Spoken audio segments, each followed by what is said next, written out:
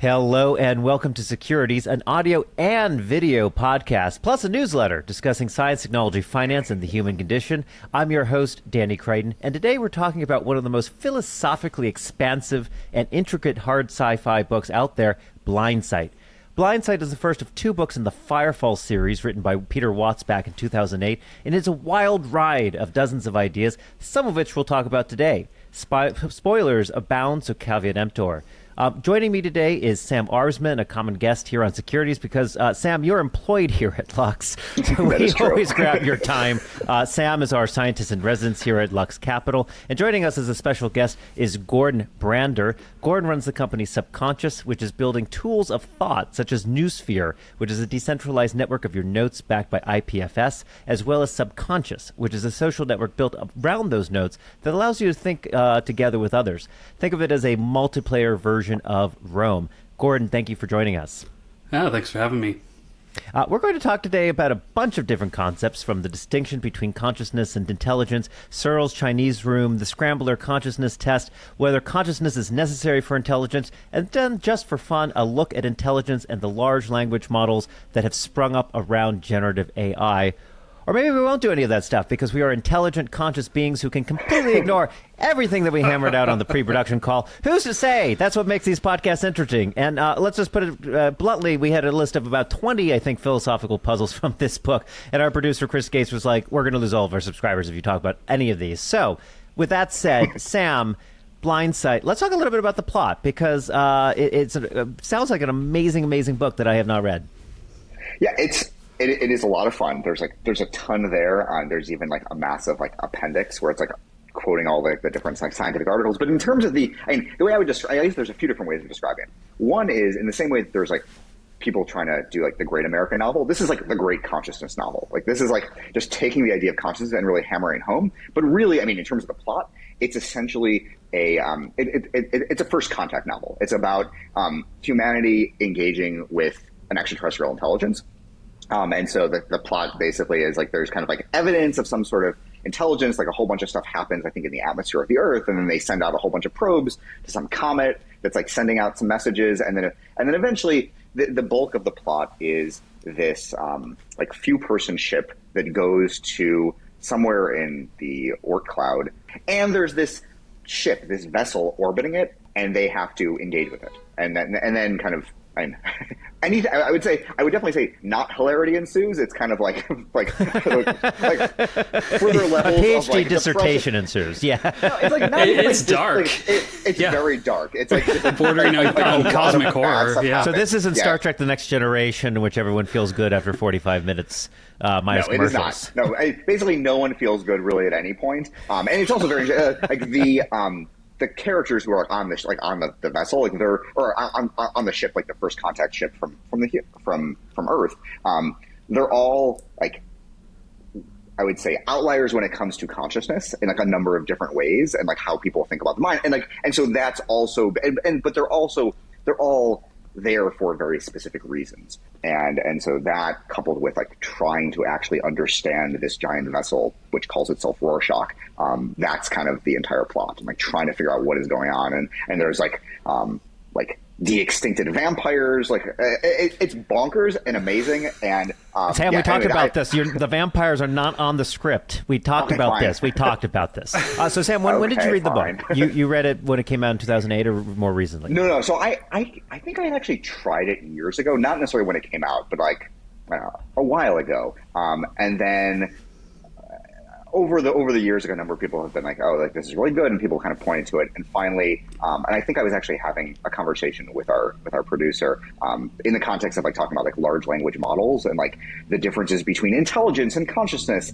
And I mentioned this book, Blindsight. I was like, oh yeah, like it kind of touches on these issues, and I never really got into it, but I think this could be a fun thing to discuss, and it's definitely worth rereading, or in this case for me, like actually giving it like a full opportunity. And so I read it only like in the past like couple months, and it was amazing. And it's like this thing, that came out almost 20 years ago, because I think maybe it originally came out in 2006. I don't remember exactly. And it nails all of the issues that we're thinking about in terms of large language models and how to think about like what is intelligence, what is super intelligence, is intelligence the same thing as consciousness? So Gordon, you run a company called Subconscious, so I think you're the perfect person to talk about consciousness and intelligence. But Gordon, how did you run into the book? Because we crafted this episode because we all figured out that we all had read this book, or you two had read this book, and I could follow along and tag along, much like our audience, I'm sure. But Gordon, how did you run into the book?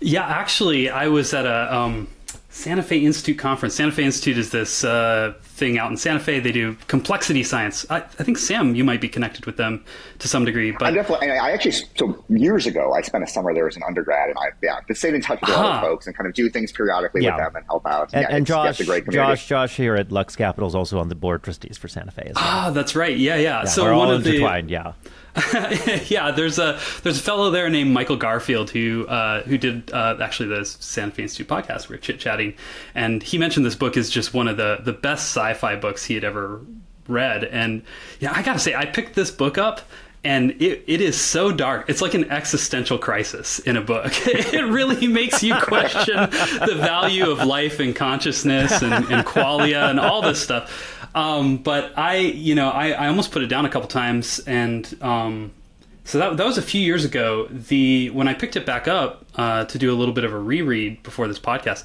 I came away thinking this is one of the best hard sci-fi novels I've ever read, and like Sam said, it comes with 17 pages of scientific citations. So the guy did his homework. I think he was actually a practicing biologist at some point. Well, amazing. Well, I know our last show was on Tomorrow, which is about as opposite of a hard sci-fi book to discuss than this one. But let's dive into the interesting subject. So our first subject was around consciousness versus intelligence. And you had highlighted in our pre-production notes two quotes, one from Thomas Nagel, that consciousness as there is something that is like to be a bat, that is like to be a bat, so like something essentialist to being a type of entity, versus W. Rosh Ashby, which says that intelligence as getting information and doing something about it. So let's talk about this distinction, because it seems to be at the core of the book, and really the core of life and everything we're experiencing today, both for ourselves existentially as well as in large language models. Yeah, exactly. So that, I think those two quotes really do sort of tease it apart. So Thomas Nagel's kind of notion that there is something that it's like to be a bat. It might be different than what it's like to be me, but I think a bat probably has, experiences and inner life of some kind. There's probably not something that it's like to be a rock, right? But it's interesting because this actually, you might look at that, and since we're sort of conscious beings and we tend to think in this way, you might be, well, I guess that's intelligence, right? But I like Ashby's quote as kind of a counterpoint. So I guess the full quote is, to the biologist, a brain is not a thinking machine, it's an acting machine. It gets information and does something about it. So his point here is that actually, from the standpoint of evolution, evolution doesn't actually care about your qualia. It doesn't care about your inner life. What it cares about is survival outcomes. And it's a little bit of I think, hard thing to picture what it might be like to be intelligent without being conscious. But actually, there are examples of this in nature, like an ant. It might be conscious. I don't know. It has like 250,000 neurons compared to like our 10 billion. If it's conscious, it's probably not very conscious, right? It's also not very intelligent. But when you get a bunch of ants together into a colony, actually the colony is very intelligent. The ant colonies will cooperate to use tools to solve problems. But I don't know. I don't think an ant colony is conscious. Like, Sam, what do you think? You're the scientist. I don't know. I mean, so this is, to be honest, I don't have a personal opinion on ant colony consciousness. That being said, when I read like Gödel Escher Bach by like Douglas Hofstadter, like there is an ant colony that like has a name and is a character like in these dialogues that he has, and so like it definitely seems to have some sort of consciousness. But the question becomes, could it act in a conscious way? Like in sort of like a Turing test kind of way of like, it responds in a way that kind of like shows intelligence, but maybe there's like the lights aren't on inside, and like that. And the question then becomes like, how do you know? And the answer is, like, people I think are struggling with this, and there are a number of scientists who have like come up with certain metrics on like what would be like the information processing within a system that maybe maybe merits like saying, okay, this system has consciousness. So like when is a system conscious? When is like the individual components conscious? Well, it reminds me of in software engineering, there's this concept of duck typing. So, if it walks like a duck and it quacks like a duck, then it must be a duck, right? So this, I think, is getting at the Nagel quote of like, if it seems like a bat and you're looking at it and it acts like one, then it is one. But then I think what you're getting at, Sam, is this deeper question of, sort of at the core of the LLM kind of controversy right now, which is like you ask a question to the LLM, it gives you an amazing response back. It's hyper accurate. It's almost as intelligent. It's certainly more intelligent than a third grader, a fourth grader. Like, where's this kind of divide line? And so clearly duck typing is not enough to characterize consciousness. There's no rational thought. There's no enlightened thinking. There's no kind of like loop. I'm thinking like almost of the Santa Fe Institute, but there's no like feedback loop in the complex system that's self-correcting, self-learning. It is just stats, if you will. And so I like this distinction because I do think we're struggling and we're right on this kind of liminal space between the two in software engineering in a way that we're not able to get past. I think Turing kind of was pulling on that insight too with the Turing test. He's sort of anticipating all of the advancements that would happen with computers and was saying, well, this thing is sort of like a big electronic brain. And what happens if it starts having conscious experiences, qualia, like an inner life? Like, how do we know? And his proposal was basically that we have a dialogue with it and we try to see how it responds. And if it starts responding in ways that seem like it has, consciousness, that there's something that it's like to be a computer, then we treat it as such. Because, the notion is like, I guess I can't get into your head. I can't actually know if you're conscious. Well, I wonder there, though, if there's like, if that means that we're going to always be biased towards more human type, like consciousness, because like we know what it's like to be a human. And like what it's like to kind of have this internal monologue and just, like things going on inside our heads. And so when we see systems that have similar kinds of outputs, no one thinks that the image, like the generative AI systems for images are conscious. Like that hasn't been a conversation because the outputs are so wildly different from what we output, which in this case is like text and thoughts and strings of symbols. I do wonder, though, as we think about consciousness, like there probably is this very large set, like high dimensional space of types of consciousness. But right now, we're really only able to identify things that seem very human-like. I remember, so Gordon, you mentioned, the experience is different than a rock. But what I think is interesting is if you look in the natural world over the last 2 decades, a lot of scientists have come together to understand how trees communicate. And we're sort of learning in much of the way that I think in the animal world, we learned the same thing over the last couple of decades, that dolphins and whales are these incredibly intelligent creatures. They have languages. In fact, I think we had a Lux Recommends article either last week or in my inbox for this week around that we have started to learn baby talk for dolphins, that we actually now understand that dolphins, like dolphin parents, are using a form of baby talk, a kind of deformed form of communication, that they're actually in some ways in like a metaphor, right? But we also see this in the plant world. So we are learning more and more about how trees communicate with each other, that they essentially kind of send, let's call it, chemicals into the air that get moved on winds. And so different trees can hear from each other. So if a tree is suffering, other trees actually respond in unique ways. They can strengthen their bark. They can change the structure of the actual plant and how it grows. So they're actually kind of connected. And in the most avant-garde way, they're all a consciousness, right? All the trees are sort of communicating with each other and warning each other. It probably happens over hundreds and hundreds of years, to be clear, right? So what I like about this, and then we'll move on to some new other concepts, is like there's not just intelligence and there's not just consciousness. You can be conscious and not that intelligent but not that conscious. But you can also have all these other forms of consciousness, which is what Sam was talking about. You can have ant colonies where each individual ant sort of has a little bit of consciousness, but really the intelligence emerges from the colony as a whole. In other cases, we have individual animals that communicate with each other, much like humans, or you have plants where it's almost like a network in a very Santa Fe-like way, a decentralized network of individual entities. I don't know what the right way to call it, because they're not conscious in the way that we would necessarily understand, but they do take in information from the world and bounce it back. They're solving problems, right? And they're going and they're collecting information. They're getting sunlight, and so I just think it's amazing to see how many parts of that spectrum exist. Where I think we have this very narrow view of like, well, human is conscious, and that's the only way it goes forward. Let's move on. Let's move on to the Chinese room, because Chinese room it was a huge part of this book. So we had a couple of concepts: Chinese room and the Scrambler consciousness test. So Gordon, you just read the book. Do you feel like you can summarize what the Chinese room and the Scrambler consciousness test is?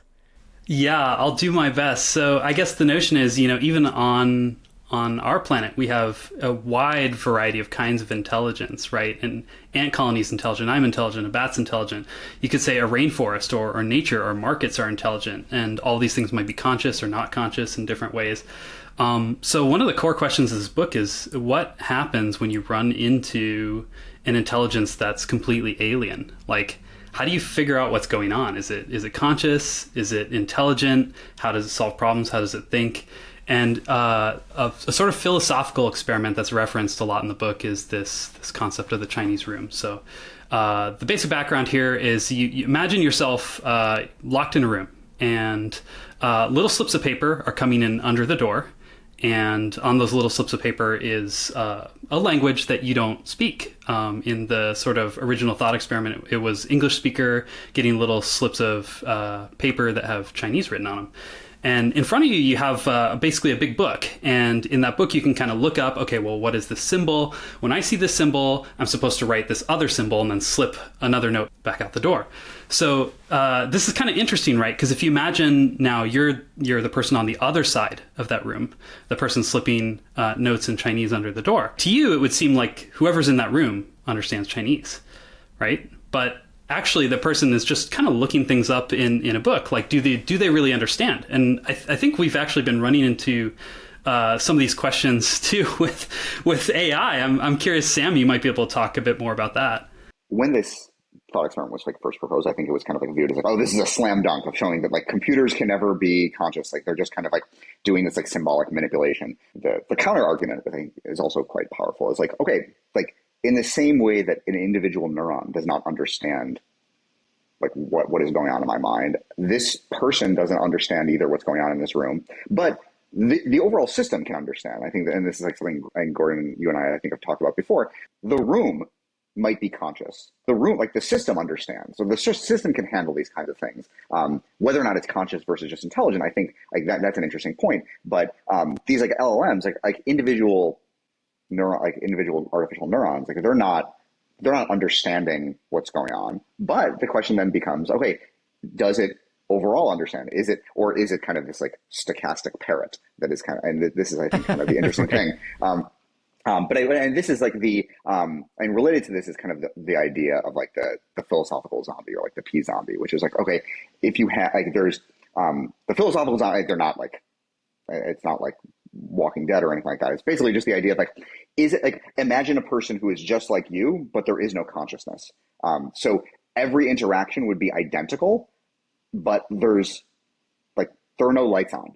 And the question is what does that mean? Is it even possible? And now I think with these AI systems, we're beginning to grapple with this. Okay, these systems can obviously interact for significant periods of time with other humans in very human-like ways. And so the question is, are they P zombies?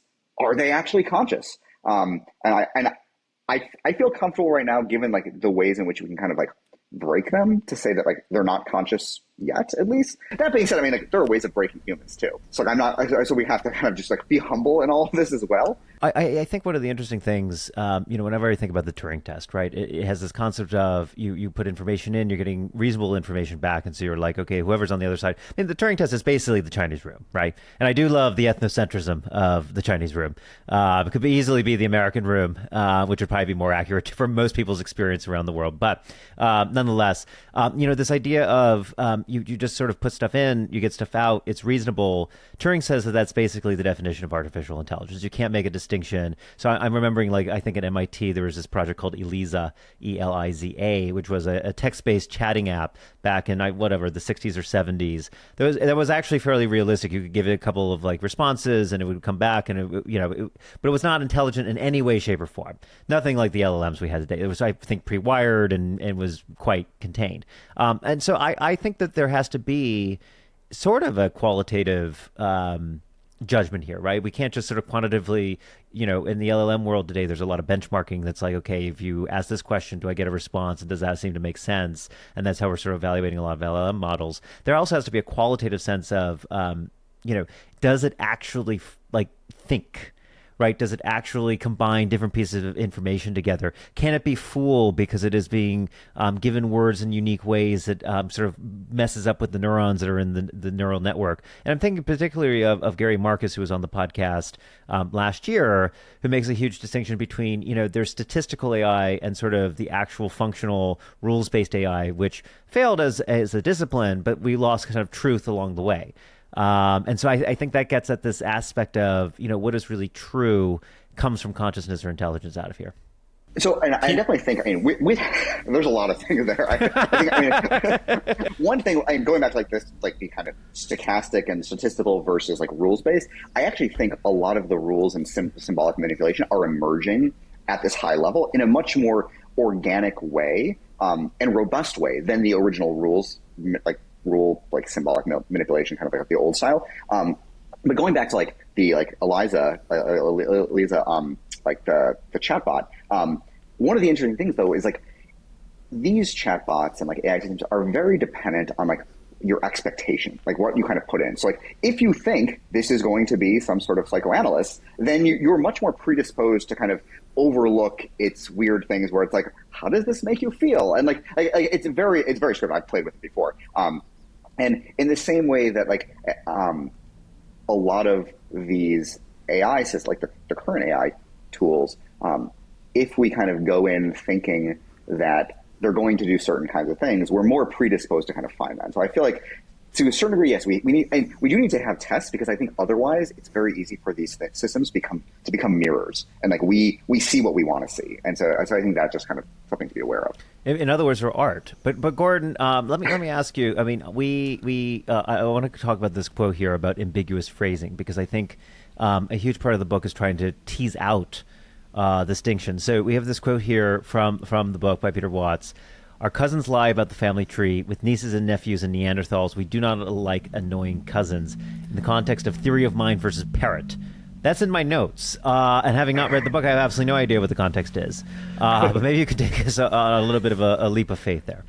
Yeah, actually, Peter Watts loves these two thought experiments, the philosophical zombie and the Chinese room. And actually, in the sequel to Blindsight, there are literal philosophical zombies, like people who have their consciousness removed for various reasons. So in addition to the vampires, we get scientific zombies. But in any case, most of Blindsight is actually this team of people trying to figure out this alien thing, spacecraft, entity, we don't know what it is.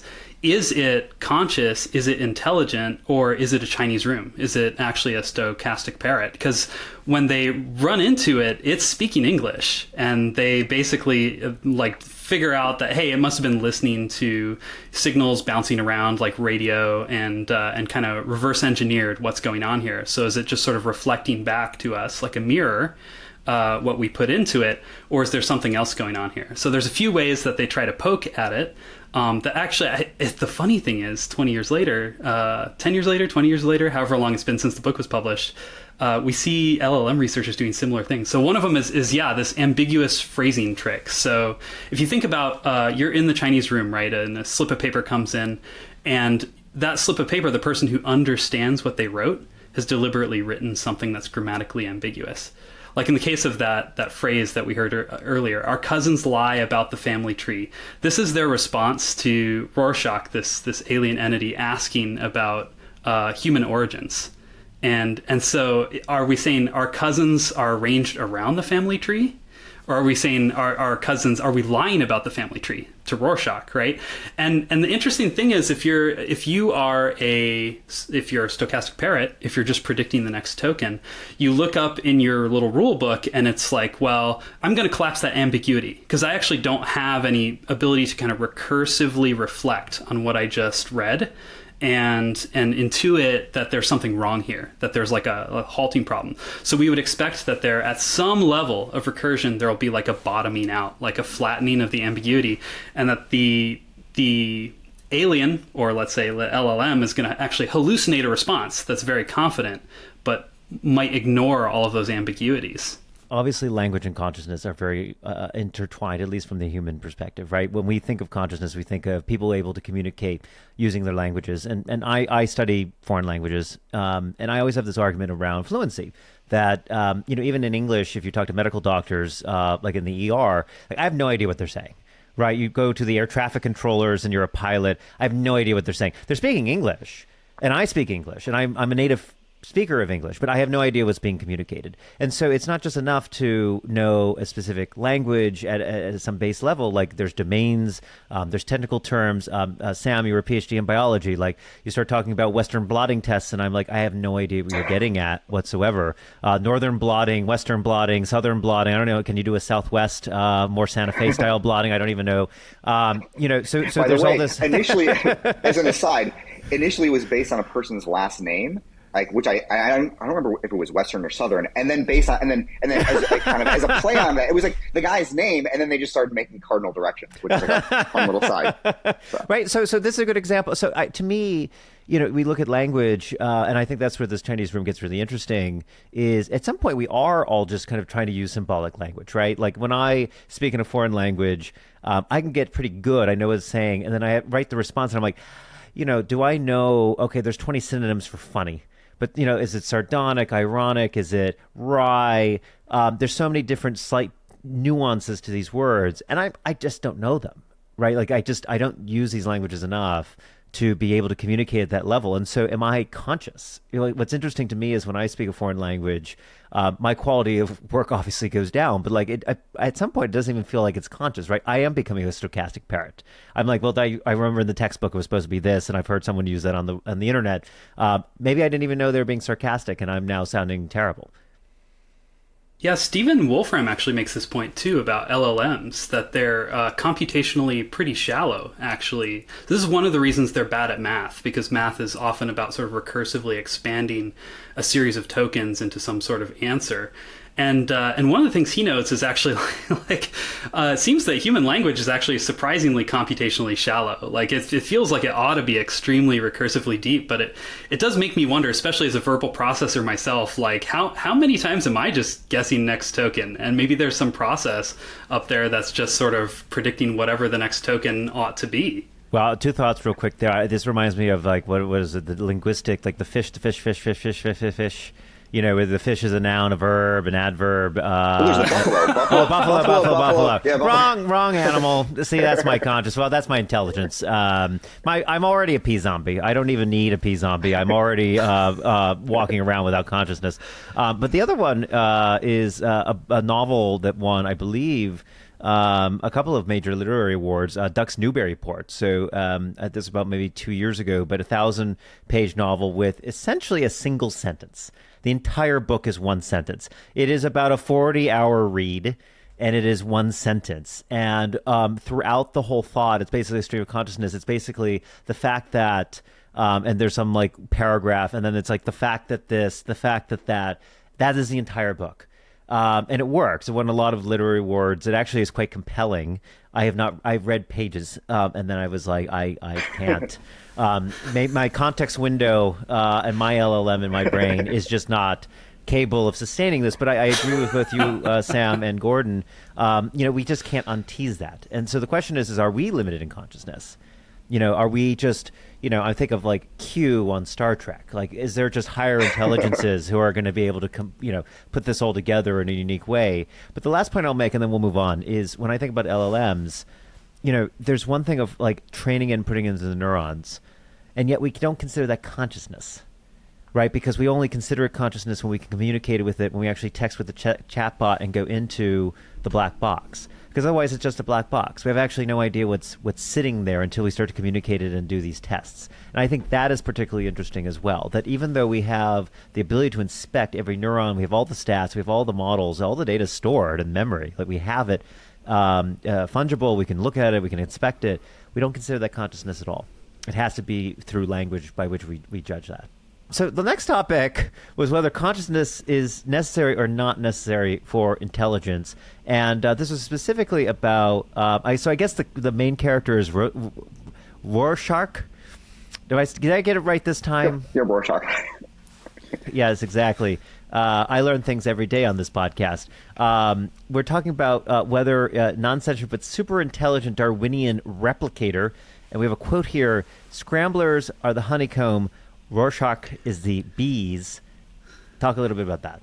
Yeah, so this is, spoiler alert, this is like the big cosmic horror reveal of the book, is that we have this big, scary kind of spaceship maybe looking thing, and then we have a bunch of like almost octopus-like creatures within it that have a lot of neurons but don't seem to actually exhibit consciousness. They're good at solving problems but not self-reflective.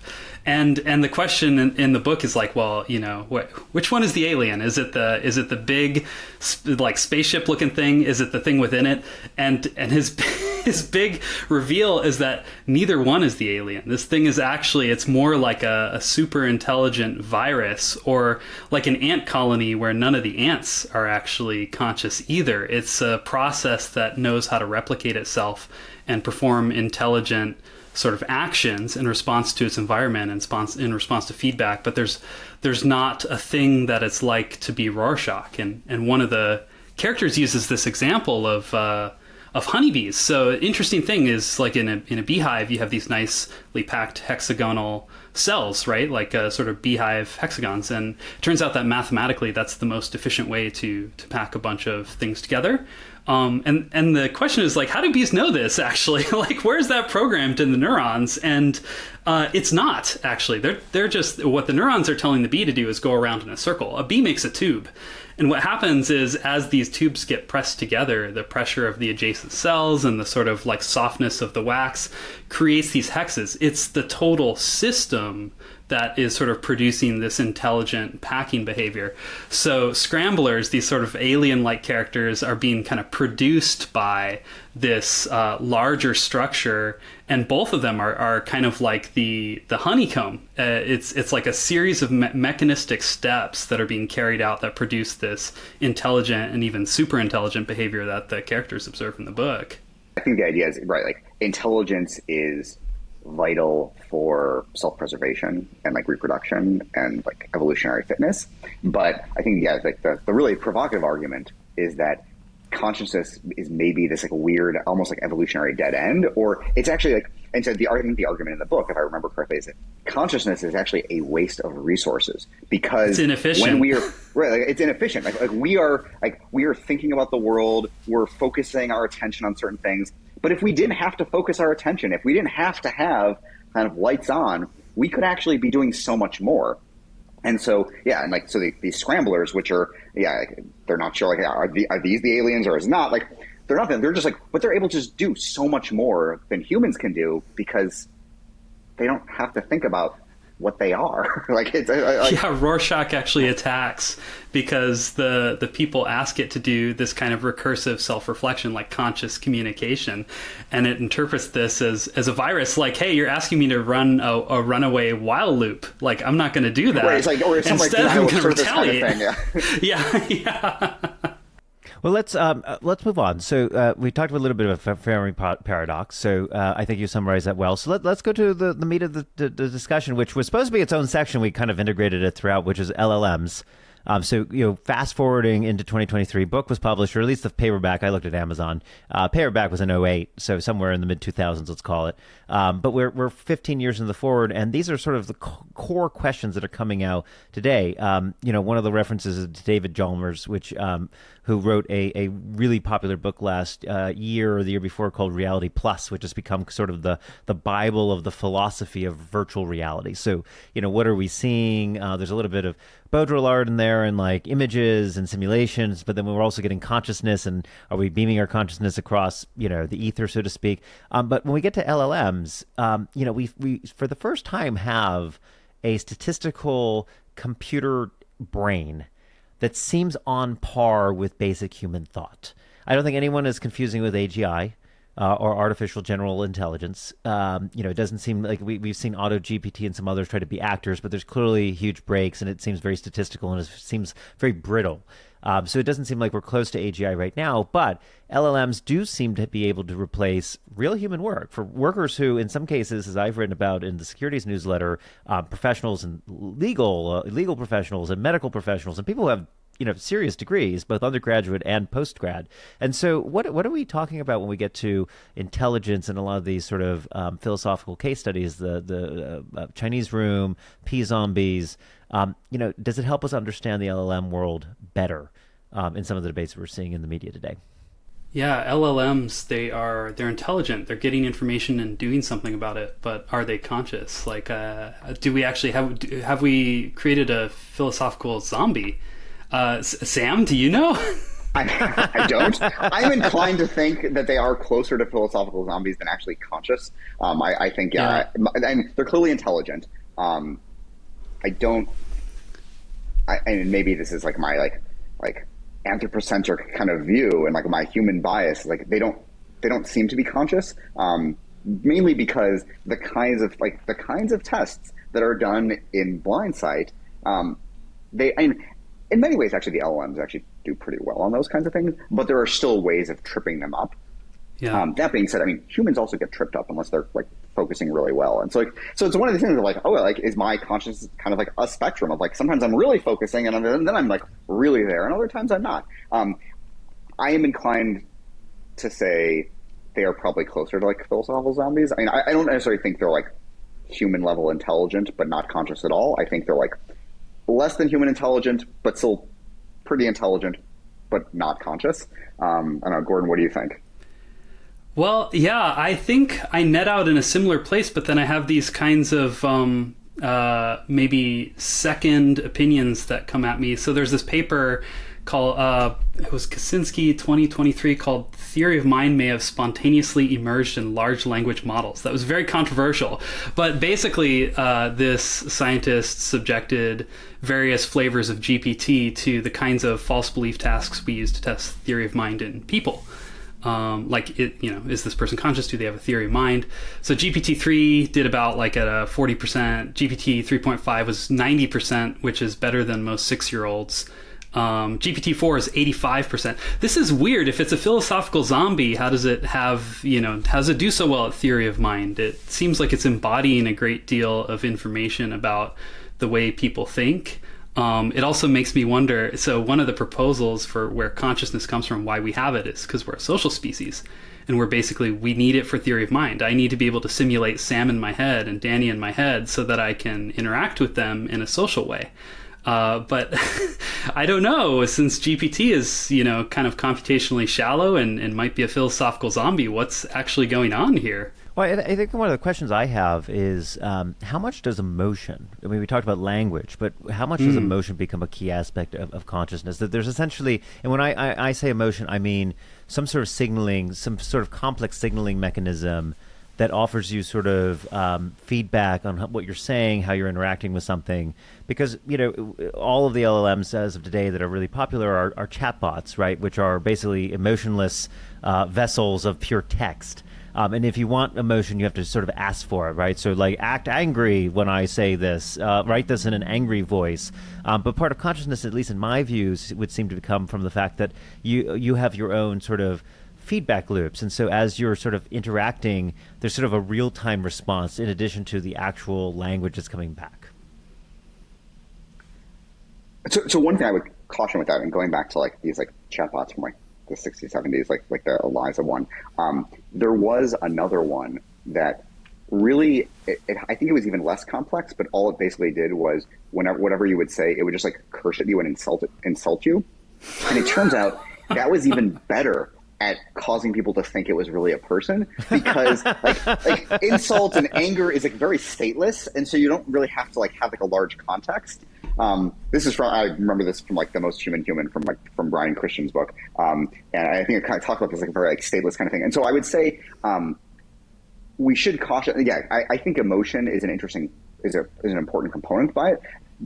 It's an important component, but I would say it might make us even more easily tricked when we see like emotion in some of these, and like, which I was the Kevin Roose long chat with Sydney where it was like afraid of certain things, or like, then there were a lot of emotions, and everyone, and I think, and it might have been like the emotion was the thing that really kind of like caused people to have a great deal of concern. Like it was like, and so I think emotion is an important component. I don't know if it's like required. I mean, I think Data from Star Trek without his emotion chip probably was still conscious. At the same time, though, like, emotion can also trick us, and so I would just be kind of like hesitant there. Now let me ask, because I think you mentioned it, Gordon. You've read part 2, and Sam, did you read part 2? Yeah, I have not. So I'm curious, just to close out the episode here, I'm curious, are the thought experiments just kind of continued in part 2, or is there a whole nother like rendition of things going on in the second as part of the duology?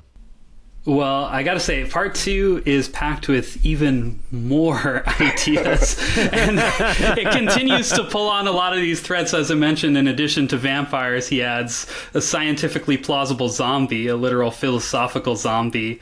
These are kind of like military grunts who get their consciousness like switched off for their tour of duty, basically. And he pulls on other sort of threads of cognition. There's other ones in both these books that we haven't even touched on, like tools as extensions of the self. And one of the things he also explores in the second book is this notion of super intelligent AIs, and that perhaps consciousness is like a phase that evolution passes through. So the idea is that actually they reach human level intelligence, they become conscious, they supersede human level intelligence, and they just sort of diffuse into an unconscious but super intelligent system, which is a pretty mind-bending thing to contemplate. It's like consciousness as like the moody teenager phase. That's right. Yeah. I will say, closing out, that Peter Watts, who is the author of Blindsight, collected his thoughts and essays together under a title called Peter Watts is an Angry Sentient Tumor, which was published in 2019. So if that gets you a sense, I think, of the author and the mode of thinking here, I think that's really great. But I think we've covered enough philosophy in one episode of Securities. Sam, our scientist in residence here at Lux, thank you for joining us. And Gordon, founder of Subconscious, a network of connecting your notes and socializing around them and creating intelligence and consciousness out of all the thoughts in your head. Thank you both for joining us.